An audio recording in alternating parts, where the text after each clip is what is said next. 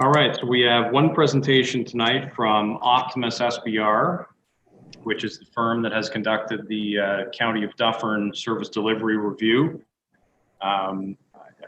This will probably be partially a replay for some of us that have seen this, but for those who haven't, it'll be the first time that you're getting a chance to see the report. So with that, I will welcome David Lynch, Miriam Ali, and Jesse Burns. Good evening. How are you? Good. Thank you. Thank you for having us. So, so as Dave said, thank you for having us. My name is Jesse Burns.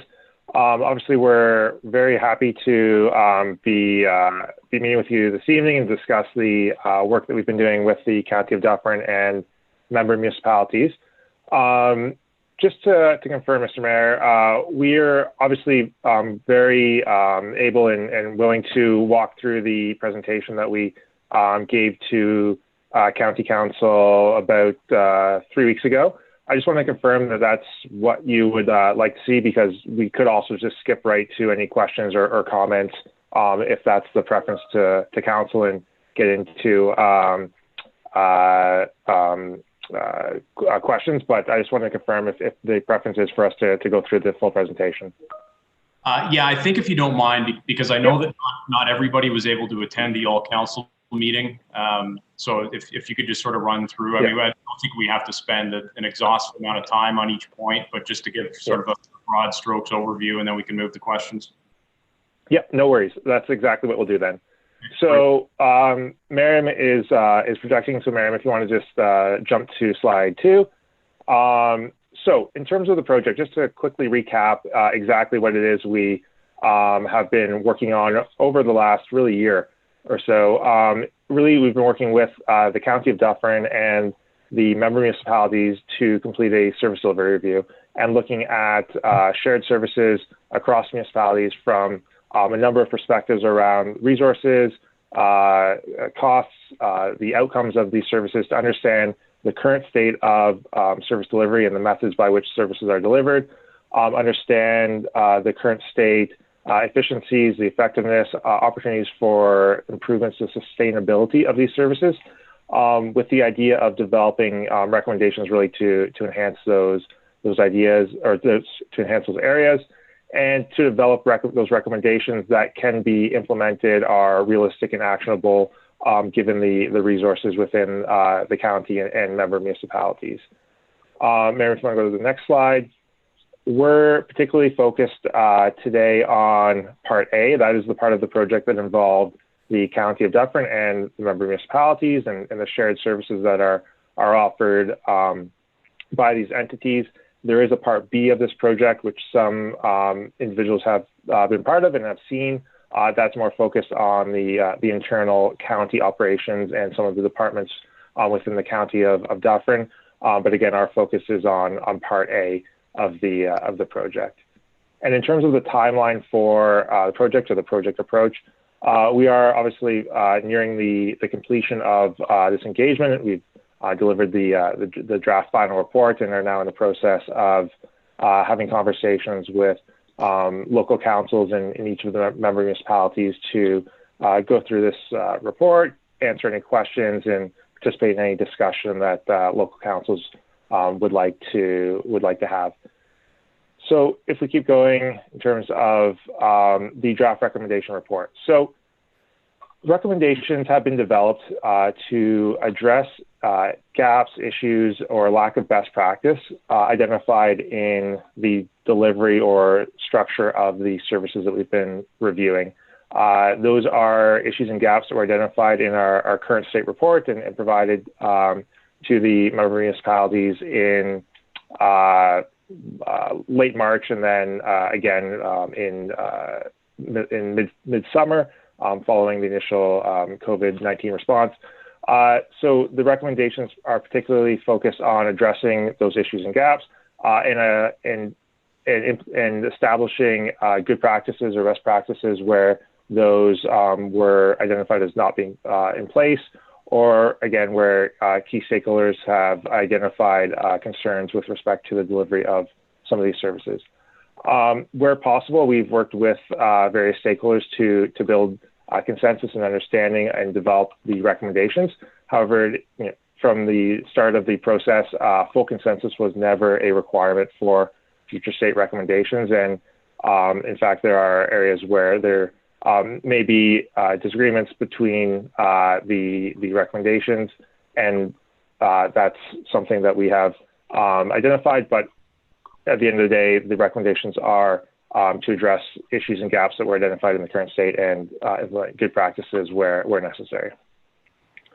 Mary, if you want to go to the next slide.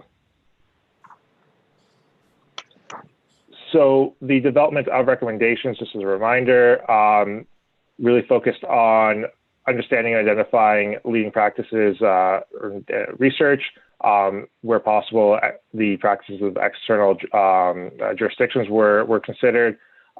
We took recommendations that were presented in a draft format in the current state report as preliminary opportunities and refined those. We had a CAO working session on a number of services that required additional discussion and conversation, and those were further refined and various analyses completed to understand the impact of some of the recommendations. And then they were reviewed and discussed with the project steering committee before ultimately going into our final report. In terms of the services, so they're listed here, the 11 services. As we go through the questions that we like to ask are just making sure that these recommendations are clear, and if there are any challenges that need to be mitigated as we move forward, those are things that we think are worthwhile to discuss and be aware of as we move forward. Then, Mary, if you want to go to the next slide. So the final couple slides I'll mention, and then I'll hand over to Miriam. Just as a reminder, we have included some analyses related to the impact and implementation considerations for each of the recommendations. So we've identified where the recommendations may impact key areas of shared service objectives. So the impact on business enablement, so the resources, training, tools, technology available to deliver the service, the resource stewardship, so the sustainability of service delivery, as well as the service experience, so the service outcome, the end result delivered to the service user, be that a resident, a business, or an internal municipal staff. And then the next slide is on the methodology that we've used to estimate the implementation considerations, specifically the level of effort or cost associated with some of these recommendations, to provide a directional understanding of the requirements associated with moving forward on the recommendations, and reflecting our acknowledgement of the limited or sometimes strained resource considerations across the county. So understanding the need, there will likely be a need to prioritize resources. This assessment provides some directional understanding of the effort required for each of these recommendations. With that, I'll pass over to Miriam, who will walk through the recommendations for each of the services in turn. Perfect. Thanks, Jesse. I'm not sure if process allows it, but if there are any questions in between, feel free to let us know. We'll keep an eye out on the chat, and Dave or Jesse can let me know if there's anyone who has any questions, or we can take questions through the chair as well. Okay, so before I kind of, dive deep into some of these, I just wanted to kind of orient you into how we've laid out the overview for each of the profiles, and I'll start with accounting. We've listed the recommendations along the left-hand side for each of the profiles, ranging from 1 to 3 recommendations. And then along there, you have an assessment of the impact on shared services, which Jesse just described our evaluation methodology for, which I won't be going into any kind of detail into, as that's been kind of laid out within the draft report itself. And then lastly, what you'll see on the right-hand corner is the impact on municipalities. So we've just identified wherever this is, wherever any of the recommendations are impacting the one of 9 or all of the municipalities as well. Okay, and so just kind of jumping in, we have 2 recommendations for accounting. The first being, to develop a budget framework for, in particular, the rural member municipalities in order to tie budgets to key strategic priorities. We're really looking to have more of a long-term planning wherever that did not currently exist. The second was to explore a shared budgeting and accounting software. This is in fact linked to the recommendations with Part B, which Jesse mentioned earlier, which is a review of the county services. And within that, the county is exploring shared budgeting software, and we wanted to link in the municipalities within that piece as well. Okay. So moving on to indoor recreation. So here we're, referring to the governance structures within arenas and looking at the reporting structure in order to, of course, have better municipal oversight and involvement in recreation facilities. The first recommendation here was to explore a revision to the current governance structure that was associated with the indoor rec facilities for the rural municipalities in particular. There were 2 options outlined within the report. The first was to revise the reporting structure of the boards of management so that the facility managers would be reporting to the CAO. And the second option was to dissolve the recreational boards of management, which would mean the member municipalities would operate the facility that they own and contract funding arrangements to the neighboring municipalities. And secondly, we had a recommendation around developing a regional recreation and facility strategy. Here, we recognize that several of the member municipalities already have started to plan and conduct a needs assessment in this area. This is looking to coordinate this across the county in order to have a better understanding of the use of recreational facilities and, looking at how to focus in on infrastructure investments across the region. Thirdly, we have bylaw enforcement. So here we're really looking at the delivery of bylaw enforcement. There was quite a few changes here in service delivery in particular.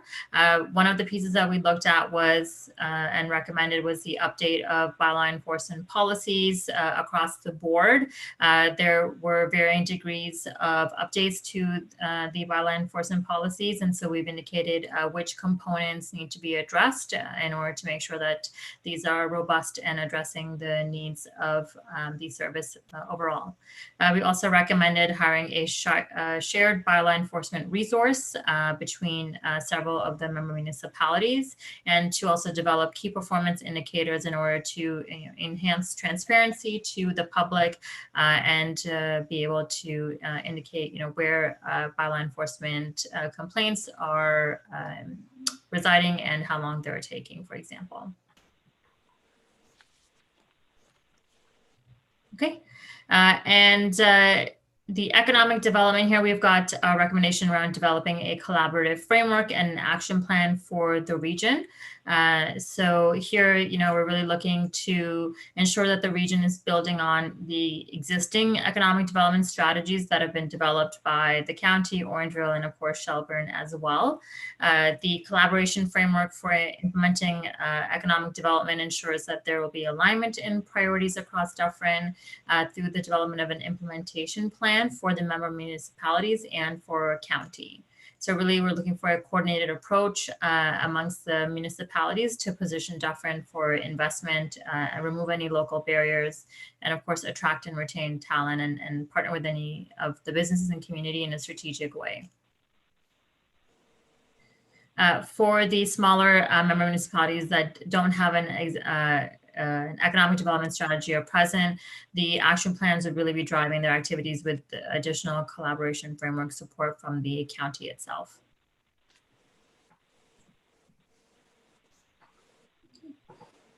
Okay. And so with fire services, the objective of the review was really to ensure that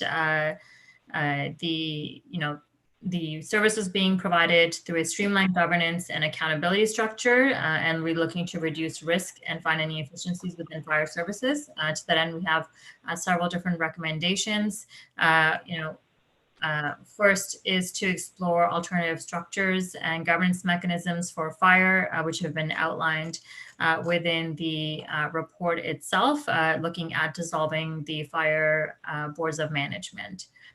Secondly, we were also looking to create a formal mechanism that would allow fire chiefs to collaborate with one another, which was to establish a regional fire chiefs association. This would allow them to collaborate on important procurement, policy, and investment related decisions.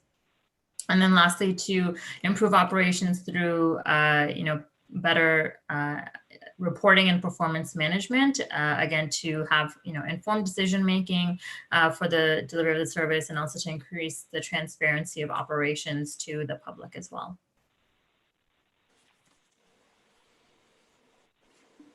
And with the human resources, with the hire of a new health and safety coordinator at the county, we've recommended that a memorandum of understanding be developed to ensure that the key elements of the role are outlined. We've also suggested exploring retaining a shared HR consulting firm across several of the member municipalities to address the ebb and flow of HR needs that happen throughout the year that depend on recruiting needs, sensitive legal issues that may arise, or any kind of legislative changes that are coming to you provincially or federally, for example. And so we recommend there be more efficient to determine a common HR full service partner for the region itself.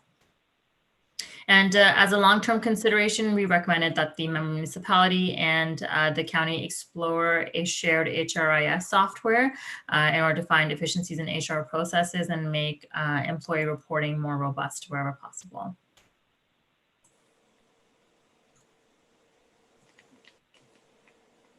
All right, and so with IT services, the objective here was to understand how services are being provided overall and make sure, ensure that there is a delivery model that has a fair distribution of costs. To that end, the first recommendation was around developing a costing model for the county IT services, which requires input from both member municipalities and the county in order to ensure that the county is able to achieve true cost recovery. The costing model also allows other member municipalities who are not receiving services from the county to review their external contractor costs against the county. And with the increasing importance of IT, just given the kind of new operation and way of working, we recommend that the DMOA, the Dufferin Municipal Office Association, create a subcommittee, which would be an IT regional working group that would, really discuss best practices around key topics for IT, going into, network planning, cybersecurity, and other key areas.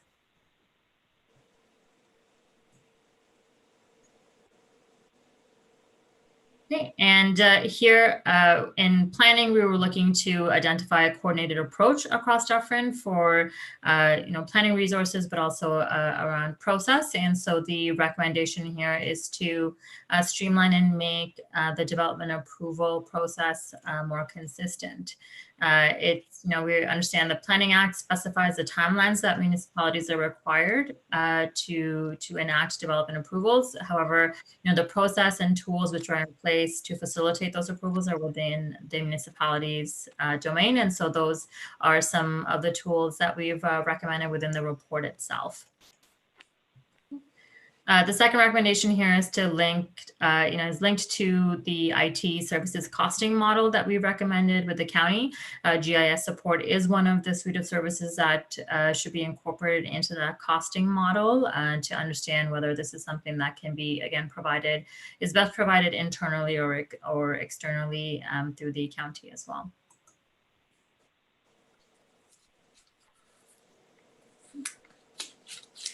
Great. With procurement, we recognize that this is an area of a lot of regulatory change, and the objective of the review was to ensure that there are processes in place to ensure compliance. So overall, our recommendation was to modernize procurement methods, which involves updating and reviewing the existing policies, establishing a vendor of record, and participating in any of the group purchasing organizations that the municipalities would have access to. The second element here was to establish a different procurement working group to ensure that staff are able to share in best practices and discuss any significant items that are coming up for procurement and are eligible for any group purchases and cost efficiencies as well. Okay, and the second last service here for review was roads. The first recommendation that we have was around developing an integrated regional transportation master plan. The first recommendation is under review and being updated as we now understand that the transportation master plan was already started as part of the MCR process. So that will be updated in the final report itself. The second element here was around really enhancing resource sharing, and that will be done through the development of a Dufferin-wide public works asset management plan for equipment and vehicles, which would inventory and balance equipment for more efficient use across Dufferin itself. And then lastly, looking at winter control, we really wanted to identify ways to integrate winter maintenance across Dufferin and really improve services for residents. And so based on the inputs that we received regarding the first recommendation, we've just kind of updated this a little bit. We're looking to develop a business case for the establishment of a second county operations center. This is specific to the county. However, there are opportunities for there to be cost sharing amongst the other member municipalities should there be a need to take part of some of the space in a new operations center. It's also recommended that in order to improve services for residents, that existing communications protocols be enhanced, particularly as they relate to road closures, but also broadly to inform residents of the operational considerations that exist for winter maintenance services. And then lastly, it's recommended that storage space be increased for winter control equipment as well. Okay.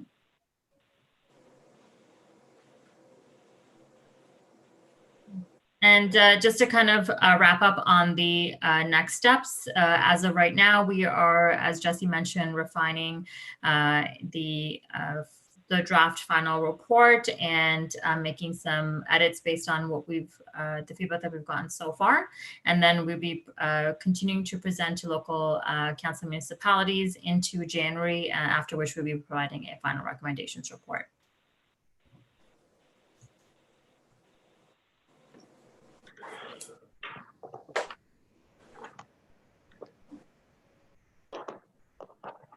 Okay, can we get back to the full screen there just so I can see everybody? Perfect. All right. Thank you, guys. Taking off my county councillor hat and putting on my Mayor of Shelburne hat, there are three recommendations in the report that kind of speak most loudly to me. The two dealing with reviews of board governance as they relate to indoor recreation and fire services. And then the third being the regional transportation master plan. And the reason that one is intriguing to me is, we're being told that will be a critical component of our quest to get a truck bypass around the town of Shelburne. So those three definitely stand out to me. In terms of the board governance discussions, both in the context of indoor rec and fire, those were things that this council had identified in our own strategic plan as things that we wanted to review. And I'll just come out and say it. You guys have done most of that work for us, it seems. And the recommendations that we at least consider dissolution of those boards in favor of sort of a more municipal centric governance model that could then offer services to partnering municipalities is something that I think is attractive from the town of Shelburne's perspective. Specifically in terms of the rec component, I was wondering if any of you wanted to offer any sort of commentary as to, you know, what justifies that potential move from a service delivery point of view. You know, what would make that move, you know, sort of amplify or increase the effectiveness of indoor recreation service delivery as opposed to the way it's being done now through point boards. Yeah. So thank you, Mr. Mayor, for the question. And certainly I'll provide a little bit of context, and then my colleagues may have more to add. So first of all, with respect to the governance, the idea of bringing that service more into, as you said, sort of the municipality-centric model and delivery addresses a lot of the governance and oversight concerns that were highlighted in the report, and I think better mitigates some risks associated with that. With respect to the services specifically, I think there's a few things that the action of bringing that service delivery into the municipality, a few benefits that would provide. One is it would certainly allow for a more holistic view of recreation and recreation services. It will allow you to more directly understand the services and programs offered in that facility and plan them in a way that is directly aligned to things such as, you know, potentially, you know, parks, tourism, other areas that are not necessarily indirect, but will allow you to align those types of strategies more clearly and understand that complete picture. So it would have that potential for sure. Miriam or David, I don't know if you had anything else that you wanted to add. I know that both of you have done a fair bit of thinking on this as well.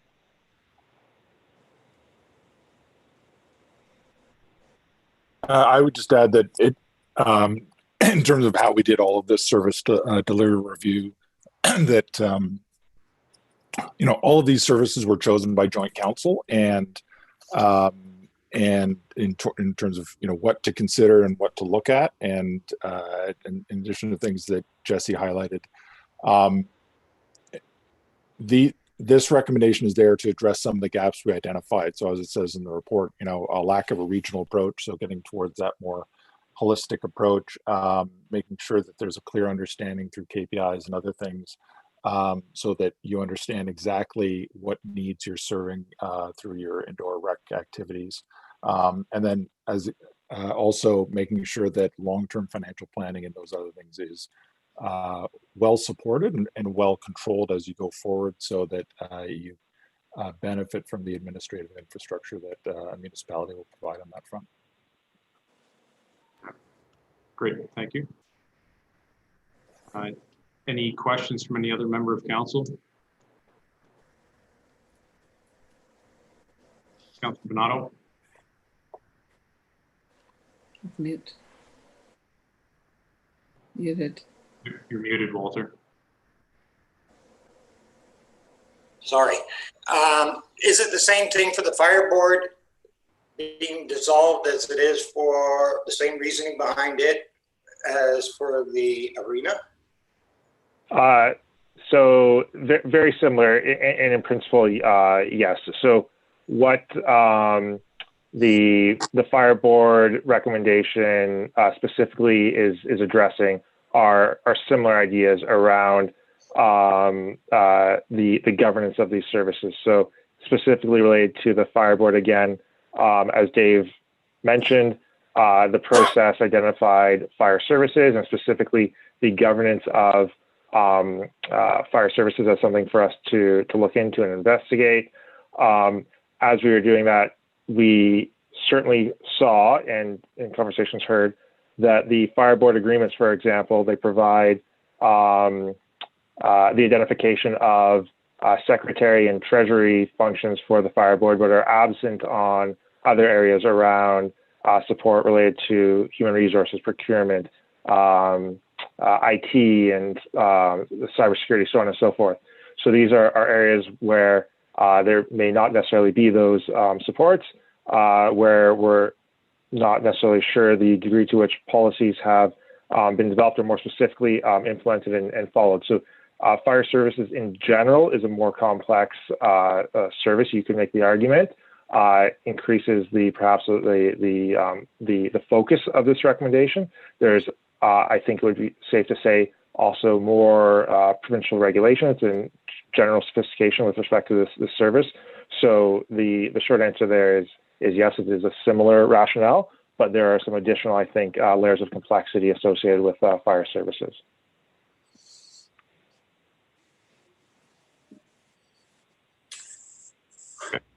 Is that okay, Walter? Do you want to follow up? Well, I know I was sort of singled out in that report when it was presented for my commentary on it. And part of my rationale and concern was also the fact that the fire chief has, while reporting to the board really doesn't. I know I went on a 3-day course to figure out what a board member is supposed to do, but we change membership every 4 years on the board. And if you don't have a clue as to what a board is supposed to govern in the way of fire service, sometimes make bad decisions. Yeah. And so yes, if I could respond to that's absolutely something that the recommendation is meant to address and respond to, and certainly that idea that the fire chief reports into a board and not a professional administrative function like you could find in many other fire departments was something that this recommendation is absolutely meant to achieve to address, and also provides the fire chief with more resources at their disposal to support the delivery of a modern service around some of those things that I mentioned earlier. So yes, that is absolutely something that this recommendation is targeted to address. Okay. Deputy Mayor Anderson. Yeah, thanks, Mayor Mills. Not to put you guys on the spot, thanks for the presentation. You may recall, and this sort of triggered this thought when Councillor Bernardo talked about his comments being singled out, and how some of the comments may have played into some of the recommendations that were made. And you will recall during the all council meeting, there were some concerns that were raised with respect to whether certain commentary were taking out of context, etc. And you guys provided the response that you guys would go look into that. So I guess from my perspective, since it was about 3 weeks ago, what have you found? Has anything changed with respect to those concerns that have been raised? Have they been addressed, etc.? Yes. So thank you for the question. So we have obviously we took that away. We went back to our notes to figure out exactly where these comments came from. The interview that the member was referring to during the all council meeting was an interview that involved more than just that individual, and that meeting, I'll say, continued past that individual left before the end of the meeting, and there was more discussion that was had. And this was actually something that was discussed during our council presentation with Isker Fraxo, where the individual who remained on that conversation did clarify their remarks. So with respect to be more clear, our report will be more explicit in understanding that there is a difference in opinion between the individuals who were interviewed. Will be more clear in articulating that the benefit that those individuals were discussing with respect to the changing of governance structure, that the benefit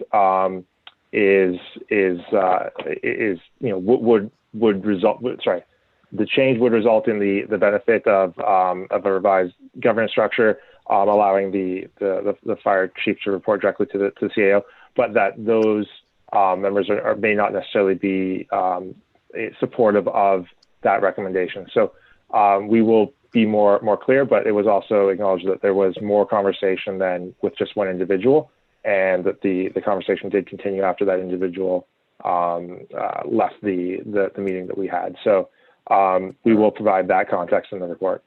Yeah, and I would just add to that section of the report was not meant to summarize every aspect of every conversation, and they're very brief summaries, and we obviously don't want to mischaracterize the conversations, and but we'll clarify where it's needed. But we also were just capturing aspects of those conversations, and did note that not everybody was supportive of this recommendation, and at the same time, people did see some benefits to them. Yeah, I don't know if everybody could hear me. Jesse, maybe it was just my computer, but I had to try to piece together what you were saying because there was like technical difficulties on my end. So I guess at the end of the day, all I wanted to make sure was, because some of the, and this may be a bit of an exaggeration by saying, but to me, this is the way I felt when those concerns were being raised. It almost felt like it was calling into question, what was being presented, and I would hate to see that just sort of lingering out there. And so whether it's for the benefit of Shelburne Town Council, or certainly reporting back to County Council, I think it's important. I think maybe what Jesse was saying that I didn't maybe get the gist of was that there will be a more precise, clear report coming back, so that for those who had any concerns, it'll be clearly articulated. I'm assuming that's what was being said.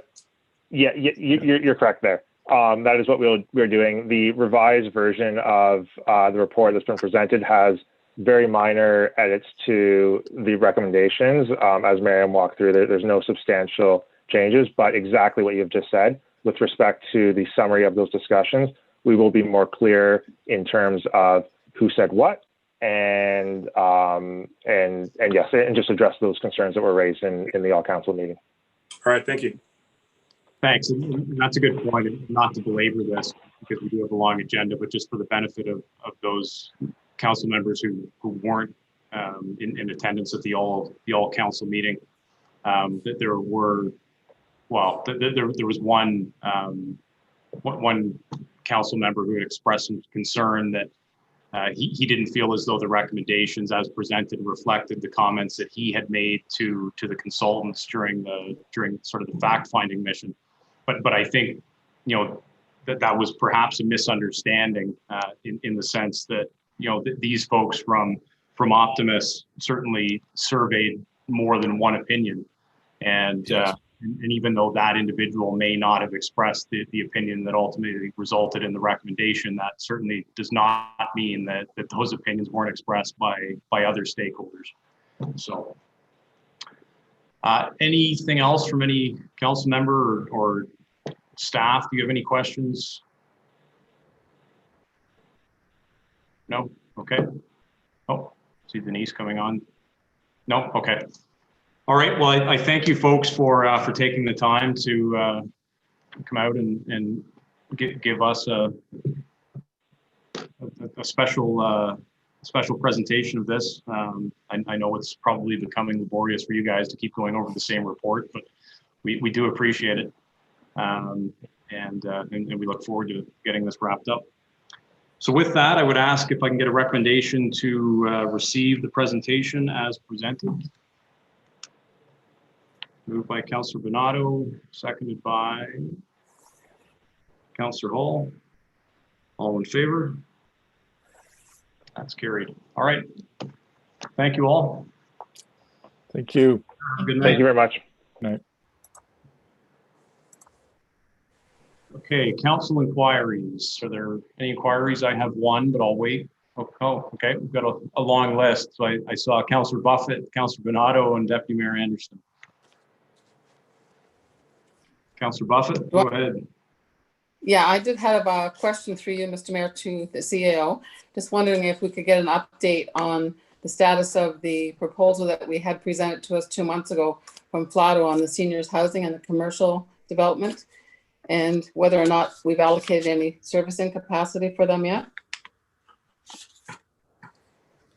Steve Weaver's on the line, so he's actually been attending a number of the meetings. I can tell you that there's been discussion, but no, we have not allocated anything to them based on the existing allocation. Steve, did you want to provide an update since you've been leading the meetings, which I haven't been attending? Certainly, Thanks. and through you, Mr. Chair, we did have the pre-application meeting. There were a number of people who attended, including the MTO, the NVCA, and we had a separate meeting most recently with the County of Dufferin. We have issued a comprehensive summary of the discussion that took place at that pre-application meeting to Flato and to everyone who attended. We did call it a draft and asked for everyone to review it and provide any comments on it so we can finalize it. And we asked for those comments by the end of the year, so December 31st. And we've continued discussions with, as recently as today, I've had discussions with Flato and their consultants. They're collecting some information from the town regarding traffic and servicing information. And the county is in the process of drafting their pre-application consultation record as well. That has not been issued yet, but that is another piece of documentation that the applicant will need in preparing their application. Lastly, I would just mention we've had some discussion with the MTO as well, and Flato has had meetings with the MTO. The MTO has advised Flato that a highway access management plan is required, and that study is to be done by the town, which is what we anticipated for the west area, because access to their property cannot meet the intersection spacing requirements that the MTO guidelines set out. So that's the update. If there's any follow-up questions, I'm happy to answer them. Okay. Well, that's good. Thank you. Yeah, just a follow-up question before Walter. So I think the other part of Councillor Buffett's question or inquiry had to do with allocation. So I hear you with respect to highway access and MTO, assuming that is all sorted out. And you may very well be coming back to council once the details and these draft reports have been finalized. And so I guess what I'm wondering, Steve, is if that's what you're waiting for, is for the comments, the draft reports to be finalized, and then you're going to report back to council. Will that report also speak to allocation opportunities that may or may not exist if this property were to go forward? Certainly, we are reviewing that with SBA Engineering as well.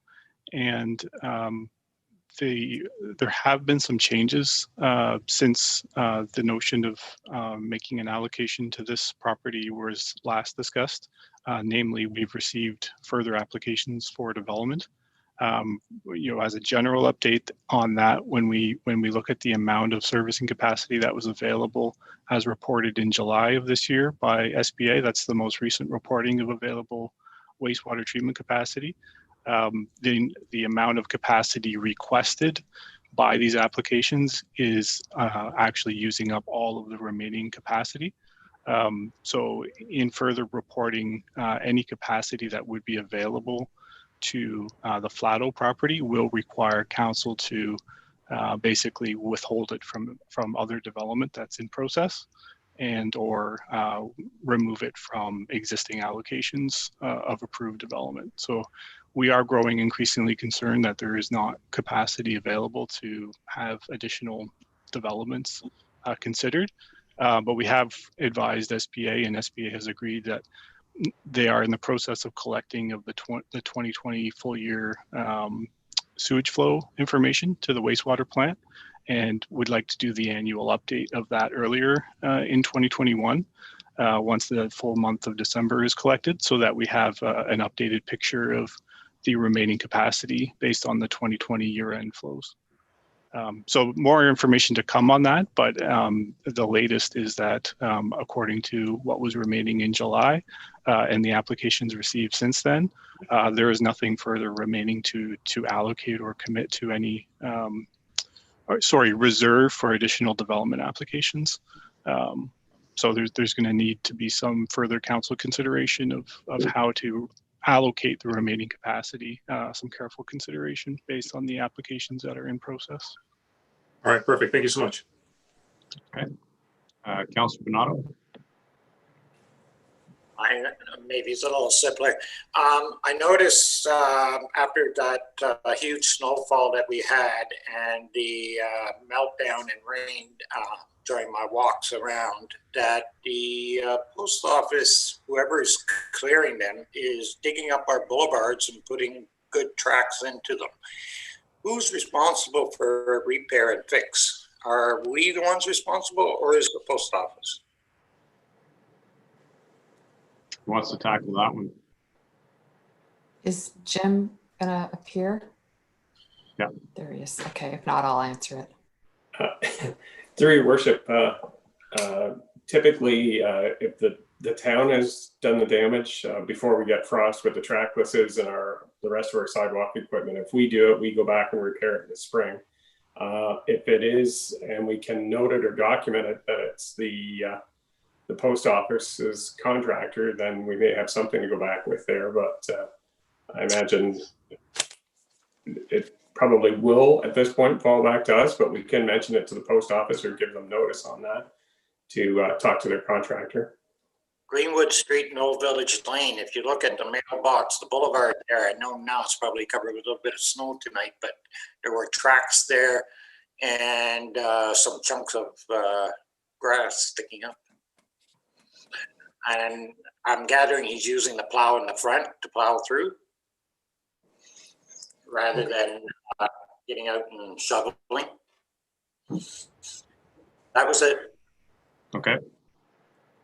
Yeah, I had actually asked Jennifer last week too, because I had received a couple of comments from people concerned about the amount of snow piled in front of the super mailboxes, and I just wanted to confirm. I thought it was the case, and Jennifer confirmed that the Canada Post does contract somebody independently to clear that snow. So, okay. Does anybody else have anything else, Deputy Mayor? Yeah, and I hope, for example, in that contract that the town is held harmless for any damages or claims that may arise as a result of any work that is being done in that area. But that's not the question that I have. That was just a comment. This is for Steve. I've been asking, not me, sorry. I've been asked rather on a few occasions about that development, Steve. I don't know if you could shed any light. This is the one on Main Street, just before the dollar store, those townhouses. So a number of people have asked me what sort of is the status of that development, whether the houses have been sold out or otherwise. I personally have tried to contact them, left a few messages, but I haven't heard anything from them. So I'm just wondering if you have any insight on that. This is the 600 Main Street East. Yeah, I think it's like the 58 row of townhouses or something like that. Yeah. Yeah. So they've submitted their detailed engineering design drawings, and those are being reviewed by the town's engineering consultants. They are working through the process of clearing conditions of approval. I went on the builder website, and I believe there was some marketing information available about the development. I don't think they had a full listing of prices and models and that kind of thing yet. I can't recall. It's been a little while since I looked at it, but from what I'm seeing, there is activity on the file, and they seem to be pursuing, clearance of conditions for final approval. Okay, thanks. Yep. Councilor Wagner. Thank you. Yeah, just to follow up with that, actually, Steve, they were supposed to be putting up a presentation, like a sales center there, were they not? They did get approval, zoning approval for that, and I've been finding both with them and actually with Fieldgate has some approvals to do a sales center as well. That I think due to COVID they've decided not to, because having people visit those sales centers in person is probably not going to draw as much traffic as normal. That's at least why I assume they haven't moved forward. They are, though, both seem to be moving forward with providing us with the information that we would expect to see in their online marketing materials. So I think they're going to have more of an online focused effort on their initial marketing process. Okay, great. Thank you for that. Okay. I'll be sort of quick with mine. It's more of a heads up than anything else. We had our local emergency control group meeting this morning, and we were joined by Steve Murphy from the County of Dufferin to talk about the possibility, at least, of stranded winter drivers. So, I mean, as everybody knows here, that's sort of a perennial issue that by virtue of where we live, we have the good fortune of having to address. And it certainly has been the case in the past where we've had to put up stranded motorists either for a few hours or overnight. And in the past, we've used facilities like CDRC or Grace Tippling Hall to do that. Anyways, the long and the short of it is that as a result of COVID, we will not be looking at the more traditional warming centers or sheltering centers as we have in the past. And the plan that the county is looking at implementing, should we be faced with that issue again this year, is the deployment of school buses to house, on a temporary basis, obviously, stranded motorists. So depending upon how many motorists we're dealing with, Steve had indicated that I think each bus could accommodate 3 to possibly 4 families, obviously depending upon the size of each family, and that would give enough physical distancing within the bus. We just talked about different possible locations if those buses were able to be brought into town to a more centralized location, or if it was a really bad storm and they had to be left where they are at the regular sort of bus storage yards. But anyways, it is something that the county will more or less take the lead on through, excuse me, through their emergency management department. Steve said that they're in the process of preparing packages for the motorists. So, some food basics, some information. But, motorists certainly should not be counting on the traditional warm, comfy accommodations that we've been able to provide in the past. And I think that the other critical part, and I'll let Jennifer fill in any blanks that I've missed, but the other critical part of this is in terms of messaging, trying to get that out there to motorists before they set out on questionable weather days, that this backstop that traditionally has been there for them if they get into a sticky situation just simply won't be there this year. And a school bus, I don't think is going to be nearly as comfortable as what we've been able to offer in the past. The one piece of good news that Steve did say is he's getting some cooperation from local tourist groups, including some of the areas where most of the ski hills are, and they're including some of this messaging in their email lists and whatnot to try to get that point across to motorists that if it's bad, stay home. More than in most years, just stay home. So Jennifer, Denise, you guys were on the call. Did you want to add anything to that? I think you covered it all, Your Worship. Denise? Sorry, go ahead. Based on the summaries that we've got, we'll be collating so that we can actually share information as well with respect to the strategy and supplement the information that's being promoted regionally.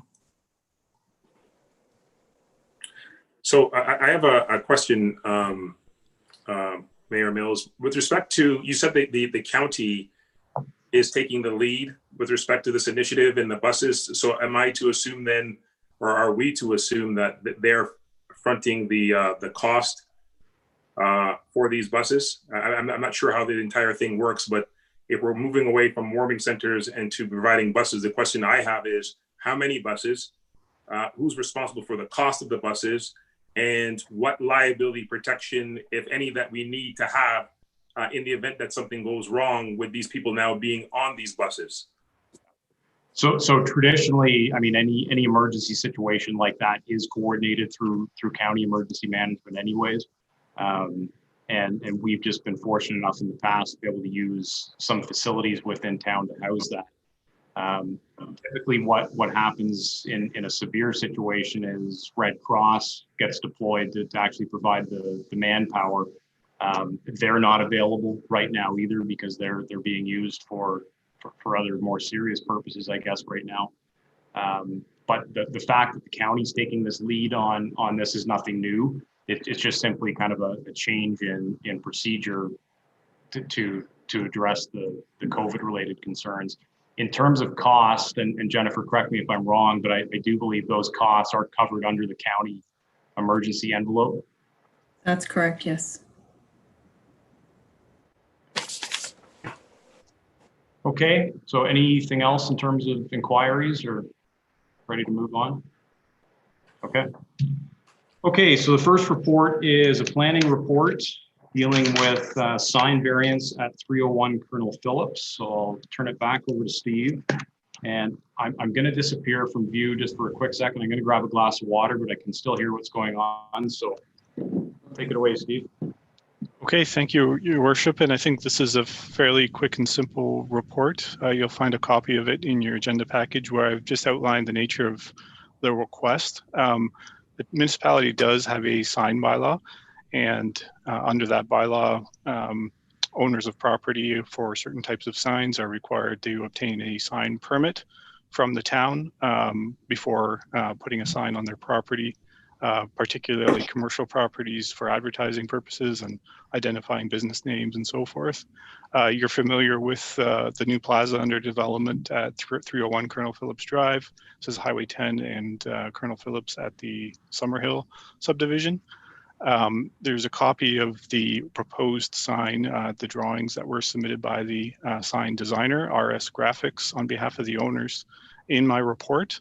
You can see they've only filled in one of the 14 spaces for the business names because they have one tenant confirmed for the site. They are supposed to be opening their new restaurant, the Tim Hortons, early in the new year. They have identified that this sign will have an area of about 14.6 square meters of advertising area. And that's larger than the sign bylaw permits in the area where the sign is located in this type of commercial zone. We did review the other policies that apply, and specifically because it's along Highway 10, this sign is subject to the MTO sign permit requirements as well. The MTO permits require that not only does the municipality or does the applicant have to satisfy the municipal requirements and the ministry requirements, but if, for example, the MTO permit allowed a larger sign, the municipal sign requirements would prevail. We reviewed the ministry requirements, and the ministry actually does permit a sign area of up to 44 square meters, whereas the town's is limiting it to 17 square meters, 8.5 square meters per side. So I think this has exposed a bit of a overly restrictive limitation in the town's bylaw, whereby the size of a plaza development is not factored into the size of the sign that it may have, and particularly the number of businesses that the sign would need to advertise to give fair, advertising space for all of the businesses in some of these larger plazas. So we may see more of these types of requests, or we may propose some amendments to the sign bylaw to allow the size of the sign to be more reflective of a property size. In this case, the sign that's proposed is, as I say, within the MTO restriction, but exceeds the town's size limitation. It does meet all other requirements of the town's sign bylaw in terms of height, setback from property lines, width, And here's another area where we've maybe found a bit of a disconnect between the bylaw requirements in that it's within the width and height parameters, but it well exceeds the size, the advertising area. So sign proponents are not able to fully utilize the dimensions that the sign bylaw affords because of the limited advertising space. We did also consider the size of each advertising area and its visibility from the highway. We want to make sure, of course, as the plaza owners do, that it's not unnecessarily large, but at the same time that it's large enough that passing traffic can actually see the business name and read it. So we have recommended that council consider giving approval to the request to allow this larger sign on this specific property. We have done some rounding of the numbers just to maintain some flexibility there to allow up to 30 square meters of sign area. And also that there should be 3 conditions attached to that, that the owner also obtain the MTO sign permit, as well as the building permit. And that this is the sign that we're referring to in granting this relief. So that's really what I wanted to cover with my report presentation. I do have a copy of the sign drawing on my screen if anyone needs me to share it. But otherwise, I'll pause here and just welcome any questions that council may have. Thank you. Okay, thanks, Steve. Are there any questions for the planner?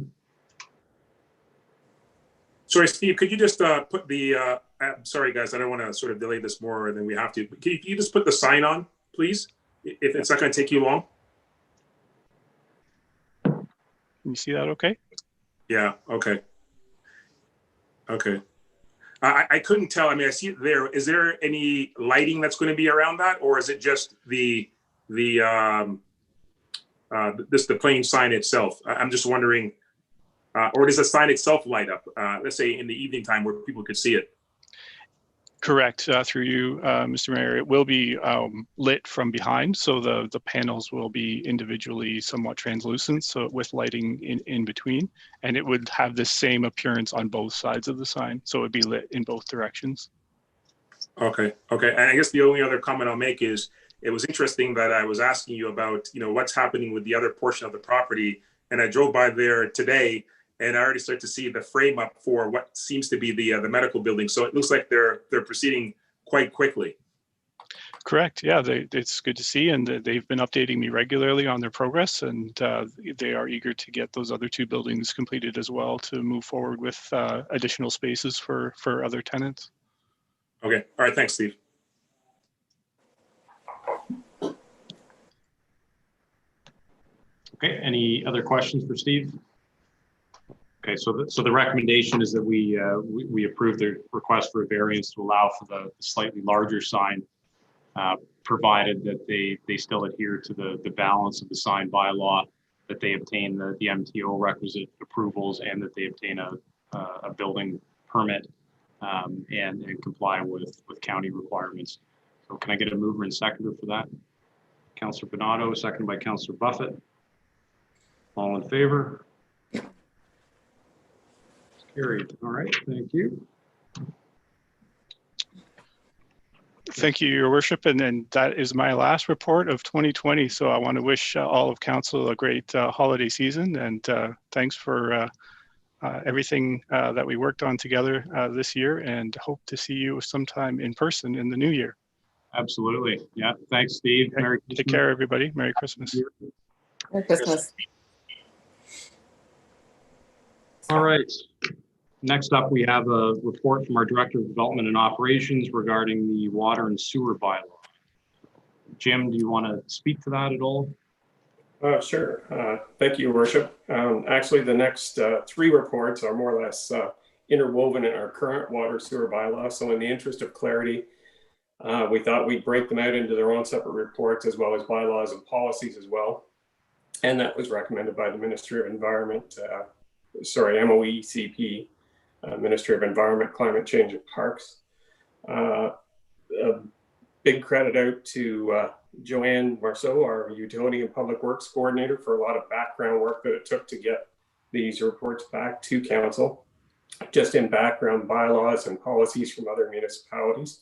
as well as the preparation of the reports. So starting with the water sewer bylaw report, attached to it, Appendix A or Appendix 1, is our new proposed bylaw 60/2020, which would replace bylaw 46-2014. So our new proposed bylaw would consolidate past amendments, remove outdated information as it does. Regulations do change over time and so on. And practices that the town no longer provides or does, and new updated legislation and information. The new water bylaw would allow the town to recover revenues from new subdivisions through flat rate charge, as well. It also brings clearer control to collections of arrears, laying out notification processes, as well as enforce security deposits as a safeguard against poor payment histories. Past amendments have been incorporated into the new bylaw, reflecting charges for hydrant usages, requests, so on. One of the portions we did include in the new bylaw is section 6.3, which mandates that no utility lines may cross over a neighboring property if improperly laid. And the town now has the ability with this bylaw to have those services corrected. This has been a request in the past from residents that the town correct issues at our expense, where this would put the responsibility back to the property owner themselves. And it would break out our backflow prevention, which is mentioned in our current bylaw, and it would bring it to its own bylaw and policy, just for clarity there. And then this does also relate to our water meter installation policy. There are no financial impacts passing this bylaw. Our policy implications, we do still have to comply with Municipal Building Code, Safe Drinking Water Act, Municipal Act, as well as Fire Prevention and Protection Act. For consultations, we've had senior management, our utility supervisor, as well as many bylaws and programs from other neighboring municipalities. As for council strategic priorities, it does meet a number of targets. Target 2 for municipal services review, evaluations. Target 3, investment in critical infrastructure. Target 5, to improve technology. Target 6, to promote more open communication. Target 7, to promote partnerships and collaborations. And Target 8, to enhance marketing and education. Great. Okay. Are there any questions for Jim or for Joanne? I think Joanne's online here tonight as well.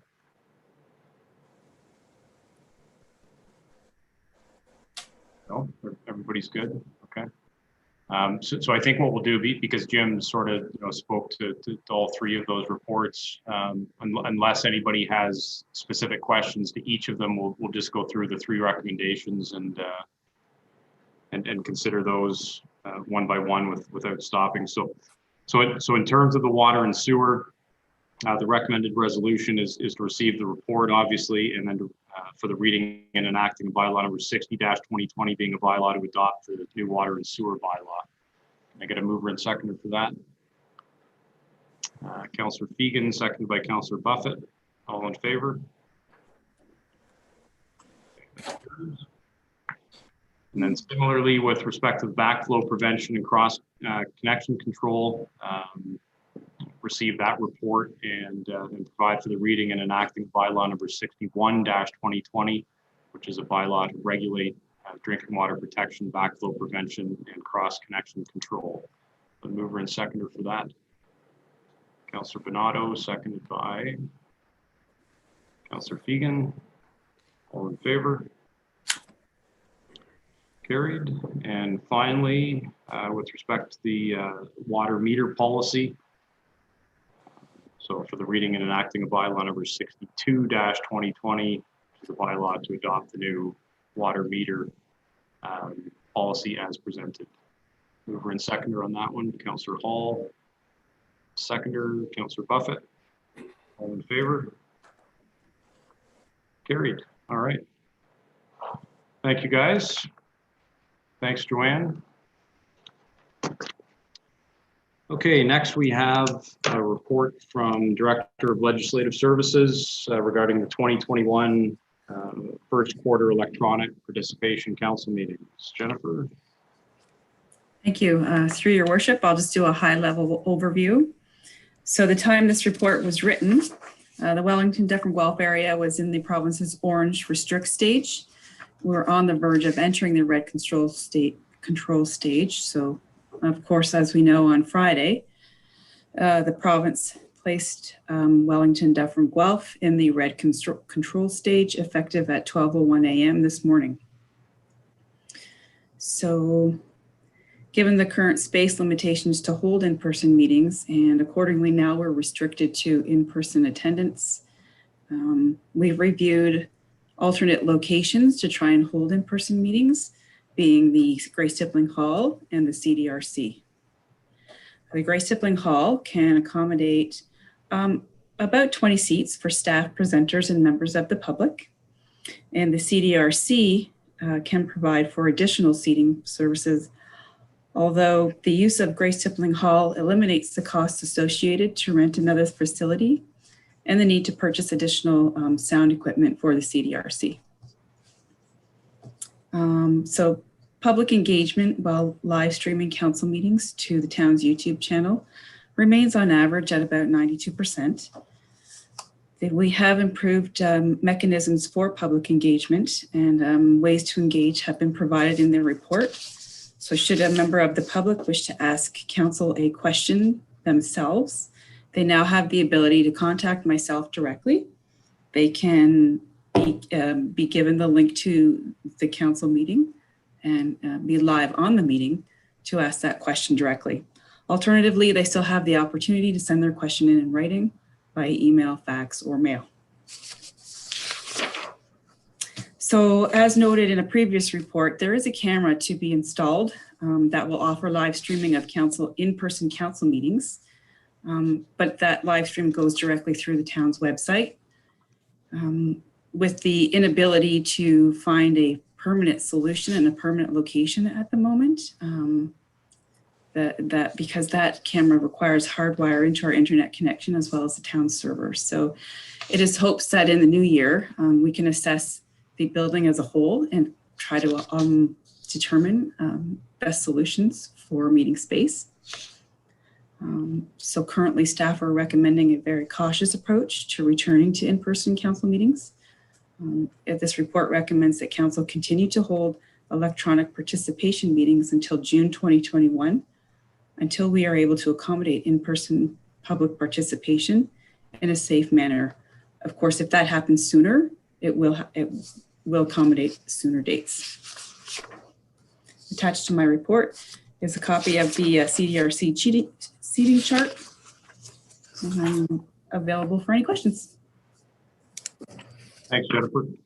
In the report, on page 2, you had mentioned public engagement while live streaming council meetings to the town's YouTube channel have an average viewing rate of 92%. What does that mean? So I took the meetings that have been live streamed from October till now and averaged those views. You can see on the YouTube channel the actual number of views per meeting, and I averaged those out. Okay. So how many people on average would be viewing a council meeting? On average, it's between 44 to 150 people. Of course, when there are topics of interest, the viewing of each meeting is higher. Yeah. But on average, the normal it was between 45 and 100. Okay.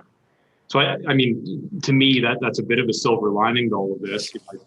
I think all of us, do kind of miss the in-person meetings to some degree when you consider the number of people who are engaging through this format versus the in-person attendance. When realistically, what did we have on average? 8 to 10, maybe per council meeting. I mean, certainly this is an easier way, it seems, for people to tap into the process. So I mean, down the road when we are able to reconvene in person, I think the message is we still have to find some way to do this broadcasting so that people can make the choice to attend in person or, to do so from the comfort of their own home. So any questions, Deputy Mayor Anderson? Thank you, Mayor Mills. And I would say I concur with you. I'm blown away by those numbers. That's really impressive.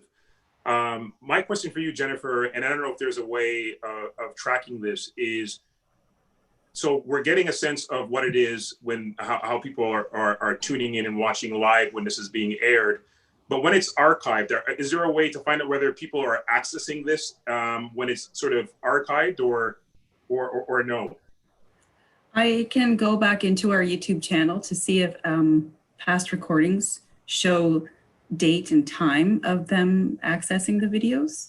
But at this point, the public view of the YouTube channel does not provide that information. Okay. Just the mere fact that we can archive them and people can go and find them is obviously very useful. So I was just curious to see how many people may be utilizing it. But anyways, that's fine. Thank you.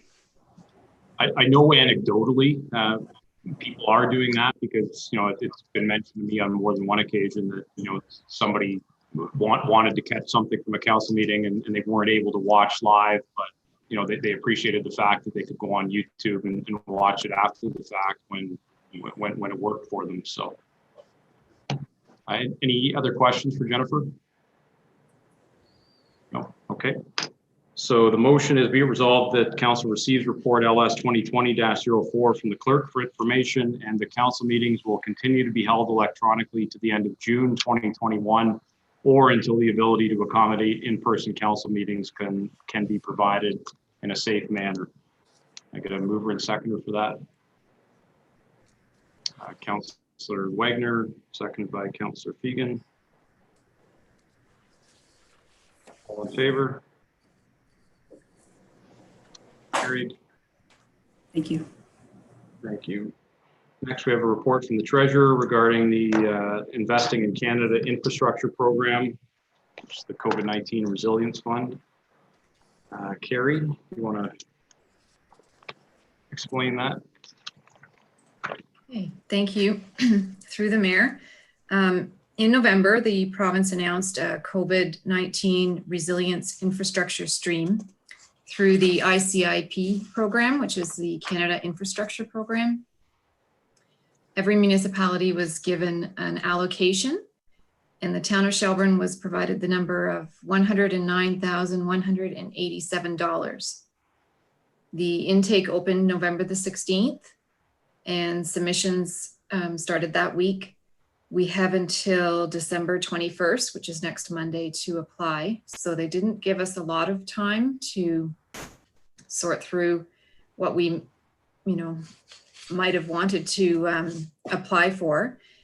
The eligible projects are broken down into 4 main categories: retrofits, repairs, and upgrades, COVID-19 response infrastructure, active transportation infrastructure, and disaster mitigation and adaptation.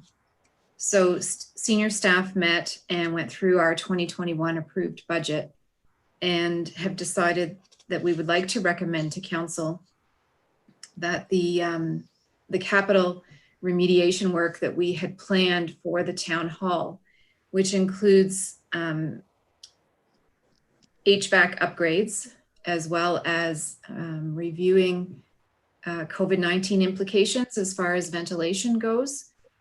And that includes having our HVAC inspected with a report back on what it needs and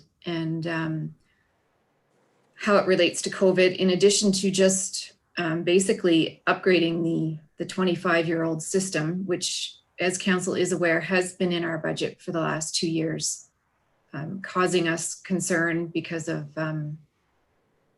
humidity and temperature fluctuations and such. So once that inspection and report is done, we'll know better whether or not we actually do need to replace windows in the building to improve ventilation due to COVID.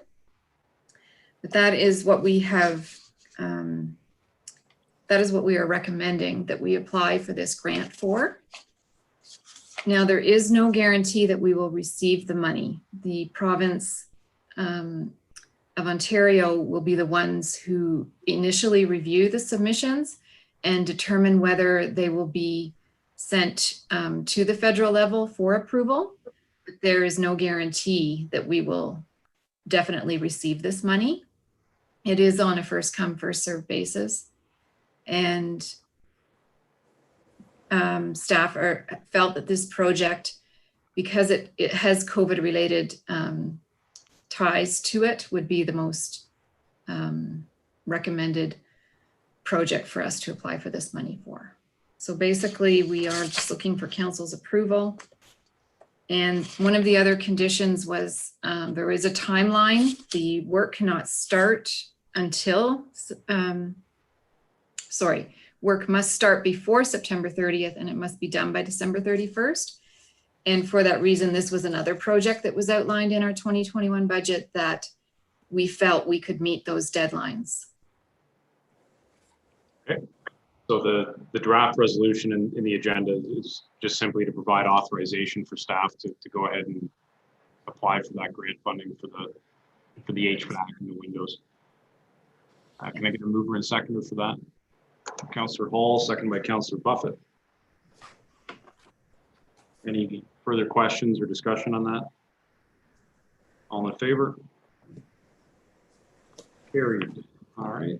Next is a bylaw to provide for the levy and collection of rates and taxes required for the town of Shelburne for the interim levy for 2021. This is just standard housekeeping stuff, right? Carrie, is there anything you want to speak to?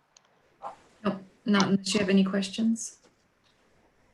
I get a mover and seconder for the reading and enacting of that bylaw. Donato, seconded by Fegan. All in favor? It's carried. Okay, so next we have minutes from a BIA special meeting held December 3rd, wherein there was a request the council delay the issuing of parking permits for the parking lot behind Jack Downing Park until council and the BIA have had an opportunity to discuss this and see if we can come to an agreed upon solution to the issue.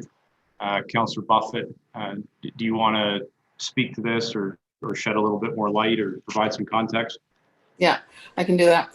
So when we had the meeting, it was brought out that there was a lot of issues in that one parking lot there on William Street, specifically with all the permit parking area.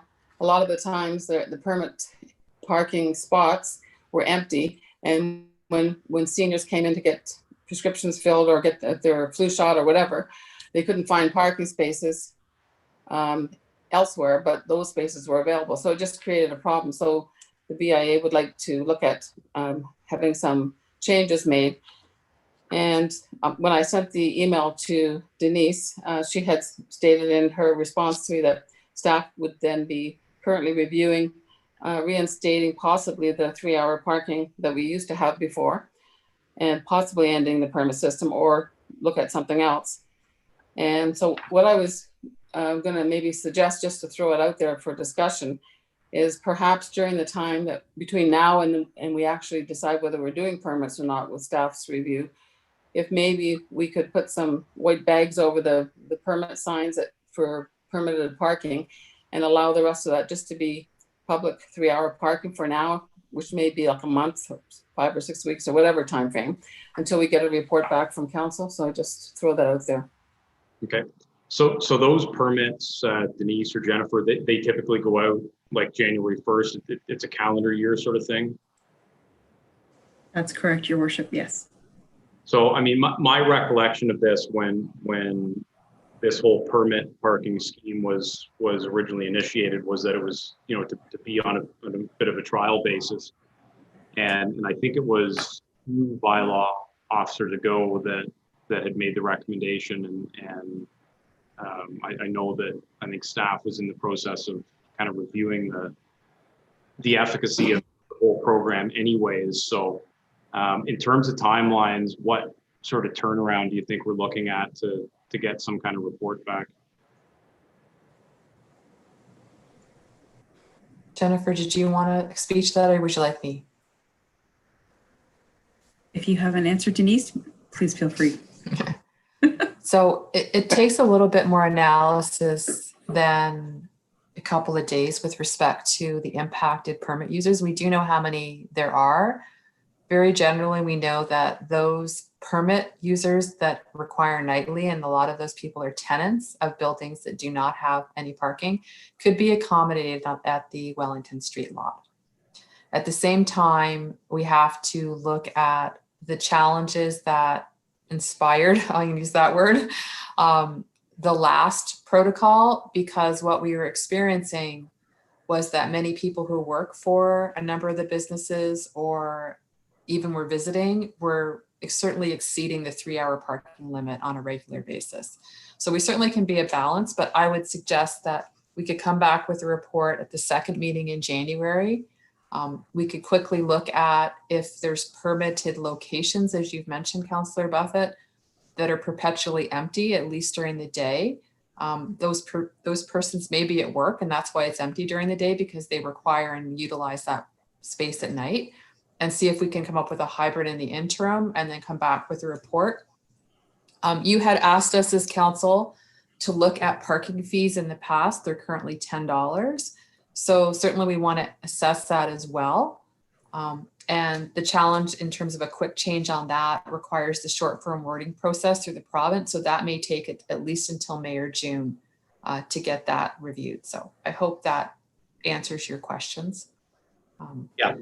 And I mean, the 3-hour part, I should stress that, you know, it's constantly not complying with the 3-hour parking limit has other implications for access and for equitable fairness for people for parking. So we certainly have to make sure that that's adhered to, unless there's certainly lots of opportunity for complimentary parking in the Wellington Street lot. And that's not restricted to 3 hours. And then the other thing we'll have to look at is, with the transition as expected at the end of February, there may be more flexibility in the current parking lot at Town Hall as well, to support those people that would like to utilize the downtown businesses or services in a short walk. Councillor Wagner. Yes, thank you very much. So I fully understand, you know, the point Denise is making with regards to the 3-hour limit. I guess my major issue, I would say, with the 3-hour limit, it would be regarding staff. You know, clearly a regular shift is more than 3 hours. So we need to make sure that, you know, we're providing them somewhere to park. And I understand that the Wellington Street parking lot is not a timed limit, but, you know, I have to sort of set forth that when I worked at IDA, there were some senior citizens that also worked at IDA, and having them walk from IDA to Wellington Street lot because, you know, their shift is longer than 3 hours and that's where they would have to park is, you know, it's troublesome, right? Especially in the summer, sure, no problem. In the winter, not so much, right? When you have snow and ice and things like that. So I just stress that, you know, we do need to find a solution for the employees, that they are able to come to work and not have to walk, you know, a block or so in order to just park their vehicle and just go to work, you know, to provide for their families. So that's just my one comment regarding the time. Thank you. And again, as I recall, I think part of the rationale for the permitted regime was, you know, at least by design, the intent was that the spaces in behind would be permitted for employees, you know, which would give them a dedicated parking space that they didn't have to run out every 3 hours and move their vehicle. And it would leave the on-street parking in front of the stores for patrons and customers. But you know, all of that was done, I think, with good intentions to try to help the BIA. And if that's not working, then, you know, by all means, I'm quite happy to have conversations with the BIA to find something that will work. Denise, did I see your hand up again? Yeah, certainly. I should mention that a number of the permits are actually taken by local businesses, including all of those that back onto that area. Certainly that opportunity can be continued based on a fee, right? Currently it's $12 a month, which we need to review. But we were more focused in on the tenant or the the non-business employee parking. So a business would have the opportunity, and we'll consult with them. Would you like to continue with your permitted location exclusively for your staff? Or alternatively, you can have free space for your staff at the William Street lot. And then obviously that would have implications for those that would be required to walk from that location, but certainly they'll be consulted with on whether they would like to continue with their current permitted spaces. I mean, I certainly don't have any concerns myself in holding off on issuing permits. I mean, particularly if it's, you know, going to be a matter of weeks to allow staff to kind of dig a little deeper on this and consult with BIA. Does anybody else have any concerns with that? I don't have a certain concern. I just have a quick question. Denise, just on I wanted to make sure I heard this properly. Are you saying that permitted fees a month is $12? Yes. I guess Christmas has come early. So I guess I'm assuming you're reporting back as to what is equitable or what maybe other municipalities are charging to make sure that we're not falling well below what we should be doing possibly. Yes, I would suggest that our fees are very economical currently compared to the prices charged in most other communities. I almost get the feeling you're being too kind when you say economical, but that's fine. All right. Thank you. Very, very diplomatic. Very much so. Councillor Buffett. Oh, just another thought too, I don't know whether we can look into this as well, is, you know, those machines that you have in a lot of the parking lots in Toronto and other municipalities where you just get a ticket. So if you know you're going to be there 10 or 15 minutes, you just pay for what you need. And if you end up exceeding that, then you would get a ticket if you didn't go out and do it. Maybe that could also provide some quick in and out activity and generate revenue at the same time. Denise? Great idea. We did look at it. A lot of the machines are $10,000 and up. Oh. Jennifer? So if we're only charging nothing for $12 and plus HST a month, it will take a long time to recuperate that investment. Plus you still have to manage it and pay for maintenance. Get a 150-year payment plan or something on the equipment. Yeah, that'd be good. Jennifer? I just wanted to remind council that during the 2020 budget discussions, a resolution was written to increase the parking fines from $10 to $40. And so understanding that the bylaw enforcement position has been challenging over the last few years, it is in process, and we are consolidating the traffic bylaw into one total bylaw as opposed to 20 amendments to a bylaw. And those fees are incorporated into the new bylaw. Will be coming forward shortly in the new year. So do we need any sort of formal resolution on this, or it is just direction okay, essentially not to issue the permits until further direction? What I mean, it's fine either way. Denise? We will still continue if we consult with those people that are currently on the William Street lot for the $12.50 a month to relocate them at the current fee to the Wellington Street lot. So I don't want to say that we're not going to issue any permits. I mean, in fairness to those people that rely on those spots, they may have moved to Shelburne or chose to live in a location which has no parking, and they're going to be sort of snookered on street parking as well. So certainly we will issue permits, but we need to issue permits then, and we have to relocate them. So what do you need from us then, Jennifer? Just that you don't say not to issue any permits, that you provide us with the flexibility to work with the permitting process and find a location that is supportive of the people that currently rely on those permits for their overnight parking. Yes, we've already ordered the permits for that lot and location already. So We do have, I believe, some applications on file of people wanting permits for the new year. So we'd have to review on how to relocate, like the CAO had said. Okay. Well, I mean, if we're going to have a report in January and discuss that, it won't be that long. Anyways, Councillor Buffett. Yeah, just a quick question. Do we know how many actual spots that there are in that lot that are permit parking? Jennifer, I can find that out. Yeah. Yeah. Okay. And I'll send you an email. It's logged in a book. It's in another location. Okay. All right. So you don't need anything more formal from us at this point? Okay. No. All right. So then on to notice of motion from the last meeting. It was moved by Deputy Mayor Anderson. And it reads as follows: in the spirit of the Anti-Racism Task Force recommendations, be it resolved that Council considers naming the designated park area within the Fieldgate development after William and Mary Gant.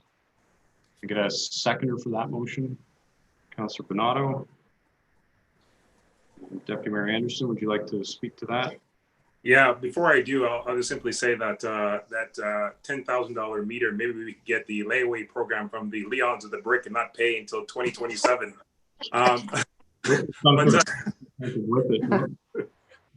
putting that aside, no, in all seriousness, I take great pride in bringing this motion forward. First of all, I'll say that Fieldgate is fully supportive of this move and the name calling of the parkette in that subdivision.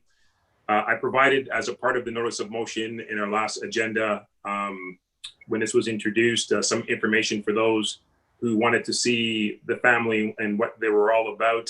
And I must be honest, it was a few years ago, I was being interviewed by Chris Halliday for Black History Month, and he was the one that actually introduced me to this couple and the significance that they have in Dufferin County. And as I started to learn more about them, I was like, listen, I gotta figure out a way how we could actually honor these individuals. And it's my understanding, actually, recently I was told there might be a family member connected to the Gaunts that actually reside here in Shelburne.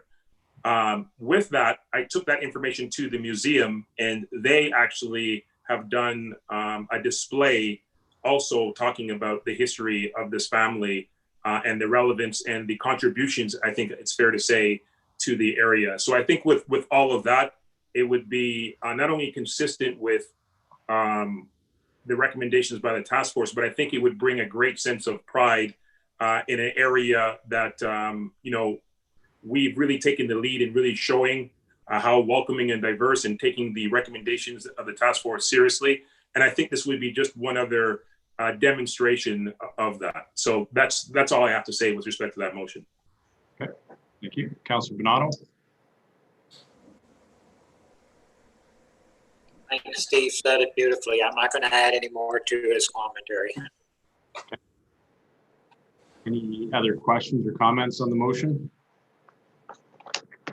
The only thing I would add is, you know, in addition to the naming, once the park is dedicated, I mean, it would be nice, I think, to see some sort of historical plaque or something which explains the family's history in the area, just so that, you know, people recognize the significance, and it isn't just